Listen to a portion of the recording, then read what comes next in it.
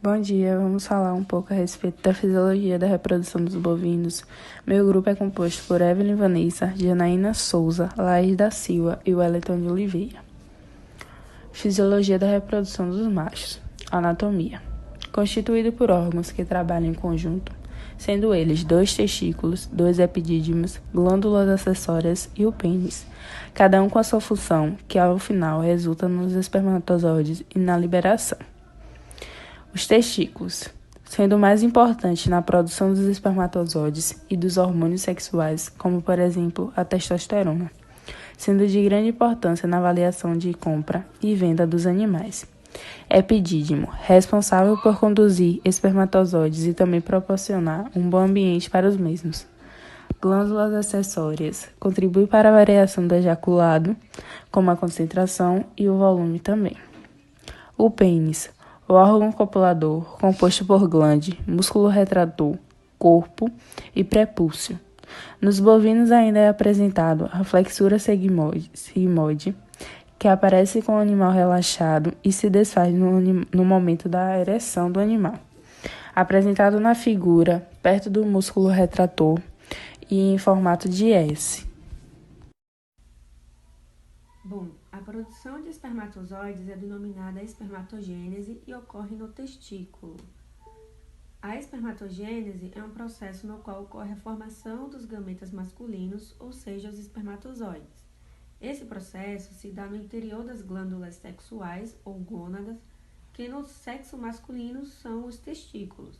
Esse processo ocorre da puberdade até o fim da vida do indivíduo. A produção de espermatozoides ocorre através das sucessivas divisões celulares, que são mitóticas, meióticas e espermatogênese. Nos testículos são encontrados milhares de tubos finos e enovelados, os tubos seminíferos, onde se localizam as espermatogônias, certo? Essas espermatogônias multiplicam-se através de mitoses até a adolescência, que é o período no qual passam a se multiplicar com maior intensidade. Depois dessa multiplicação, ocorre a fase do crescimento, em que algumas espermatogônias crescem e duplicam seus cromossomos, transformando-se em espermatócitos primários, também chamados de espermatócitos 1.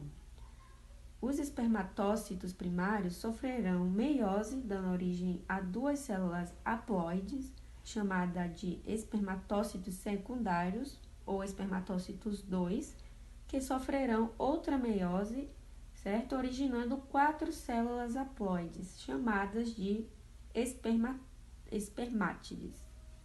As 2 meioses que os espermatócitos sofrem representam a fase de maturação. A próxima fase damos o nome de especiação e nela as espermátides começam a se transformar em espermatozoides, certo? Nessa fase, as espermátides passam praticamente todo o citoplasma, perdem praticamente todo o citoplasma e começam um processo em que desenvolverão a partir do controle um flagelo. Bom, no início do flagelo, os espermatozoides podem encontrar mitocôndrias que têm a função de fornecer energia, sendo que na cabeça do espermatozoide podemos encontrar o acrosoma, originário do complexo de Golgi, que contém enzimas com a função de facilitar a penetração do gameta no óvulo. Já o núcleo do espermatozoide é o local onde os cromossomos paternos ficam armazenados e o desenvolvimento da espermatogênese depende do suporte funcional das células de Sertoli, dos níveis adequados de esteroides, gonadotrofinas e dos fatores de crescimento. O processo de multiplicação, meiose e diferenciação das células geminiativas em estádios mais avançados de desenvolvimento está sincronizado com as mudanças morfológicas e a expressão gênica nas células de Sertoli e Leydig e as secreções hormonais.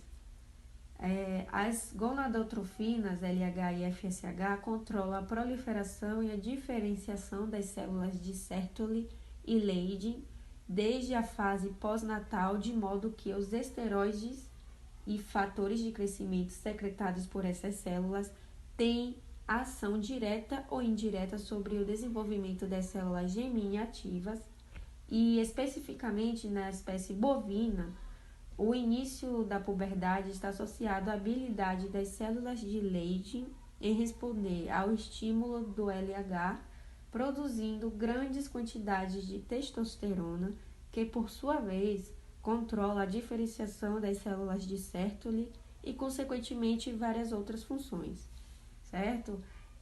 Estes avanços regulam a espermatogênese de forma concreta, de modo que alterações da função das células de Sertoli alteram o crescimento das células Gemini ativas. Fisiologia da reprodução das fêmeas. A sua anatomia do aparelho reprodutor, ele é subdividido em ovários, ovidutos, útero, cérvix, vagina, vestíbulo e vulva.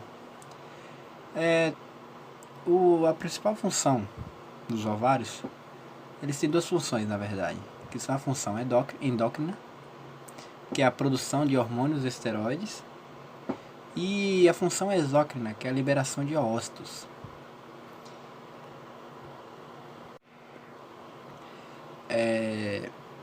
O útero ele também é subdividido em 3 partes: o corpo, os cornos e o colo. Tendo seu septo, que separa os 2 cornos, que é chamado de o septo intercolunar. A principal função uterina é abrigar o embrião e posteriormente o feto, ele fornecendo a proteção, nutrição para até todo o seu desenvolvimento. Além também que ele transporta os espermatozoides e na participação e na regulação e a função do corpo lúteo. Já a cérvix, ela se localiza caudalmente na vagina, possui anéis, tem como função a sua seleção de reservatório de espermatozoides viáveis, além de conferir a proteção para o ambiente e também durante a gestação. Já a vagina é o órgão copulatório. É lá onde o sêmen ele é depositado depois da cópula. Bom, a principal função da foliculogênese é simplesmente um folículo ovariano que libera ócitos para a reprodução ou para a fertilização. A foliculogênese também pode ser definida como a formação de folículos maduros, pré-ovulatórios, que a partir de uma reserva de folículos primordiais podem ser formados. Essa reserva de folículos primordiais ela é formada durante a vida fetal, ou simplesmente após o nascimento. Alguns folículos eles crescem continuamente durante toda a vida animal, ou até essa reserva acabar. Quando um determinado folículo ele deixa essa reserva de folículos primordiais, ele cresce até a ovulação. Caso não tenha fertilização, ele tem uma degeneração, tipo o que mais ocorre na maioria dos folículos, que é a degeneração, como eles não são fertilizados, meio que eles são descartados. Outra função também da foliculogênese é a formação do antro, por meio de uma coalescência de pequenas gotas do fluido folicular, que são secretadas pelas células da granulosa. Então, a formação do antro ele depende muito da quantidade de células da granulosa que vão ter lá no fluido folicular. O corpo lúteo, de maneira geral, ele trata-se de uma glândula endócrina temporária, ou também conhecido como órgão transitório. Ele aparece e desaparece em determinadas condições. Ele tem uma origem endócrina e ele é formado pela ruptura de folículo, de um folículo ovulatório, e sua função é a produção de progesterona. Ele prepara o endométrio para a implantação e manutenção do embrião e, consequentemente, a gestação. A ovulação ocorre quando a fêmea bovina não mais aceita a monta, em geral, 6 a 12 horas após o final do estro, ou seja, quando a fêmea já se encontra em estado de metaestro. O conceito de puberdade na fêmea é a idade em que se manifesta o primeiro estro, acompanhado de ovulação ou o início da ciclidade reprodutiva. É um dos fatores limitantes para a alta eficiência reprodutiva de um rebanho. É a idade também que, por sua vez, além de ser dependente de uma idade mínima, também está relacionada com nutrição, genética e sanidade. O animal só é púbere quando é apto a liberar gametas e exibir comportamento sexual. A utilização de dispositivos intrauterinos, conhecidos também pela sigla DIU, como elementos anticoncepcionais, está fundamentada em que corpos estranhos no útero causam duplo efeito de regressão precoce do corpo lúteo e inibição do transporte espermático e da implantação. Como podemos observar na imagem, o DIU bovino é um dispositivo de corpo plástico com formato de Y invertido a ser introduzido em cada corno uterino da vaca ou novilha.